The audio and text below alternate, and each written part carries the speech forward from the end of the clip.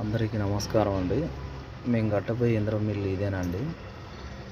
తూర్పు వాల్ది ఇది.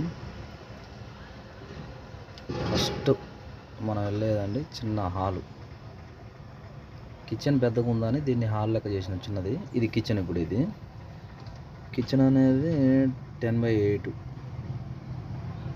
వెడల్పేమో 8 అడుగులు ఉంది, బారు 10. అంత పెద్దగా ఎందుకని కిచెను మధ్యలో గోడ కట్టానండి. ఇది కిచెన్ కిందకి. ఇది మధ్యగా ఇది మన హాల్ లెక్కనే యూజ్ చేసుకోవచ్చు. టీవీ పెట్టుకొని చేసుకోవచ్చు. ఇది మధ్యగా కిటికీ. ఇది ఇంకా పూర్తి కాలే. ఇంకా ఇదేమో లాస్ట్ గది అండి, 3వ గది. ఇది వెనక వైపు కిటికీ. ఇది ఇవన్నీ ఇంకా సన్సైడ్లు పోయాలా దానిపైన. ఇంకో 2 వరుసలు 3 వరుసలు కడితే కానీ సెకండ్ బిల్డ్ అవుతుంది. పైసలు లేక ఇక్కడ దాకా ఆగింది. చాలా వాటికి అందరిది ఇల్లులు అయిపోయినాయి. స్లాబులు పడ్డాయి, కరెంటు పైపులు అంతా వర్క్ జరుగుతూనే ఉంది. నాకు తెలిసి మా ఊర్లో నాదొక్కడితే లేట్ అయ్యేది. అందులో ఒకటి సిమెంట్ ఇటుకలతో కట్టేది.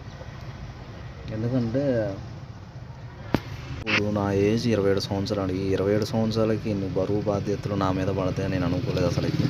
ఎందుకంటే నా వెనక సపోర్ట్ కానీ ఎవరు లేరండి.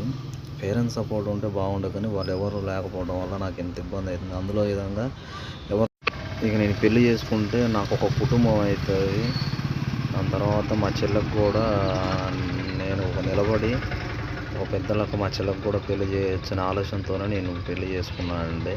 2 సంవత్సరాలకి గవర్నమెంట్ మారింది.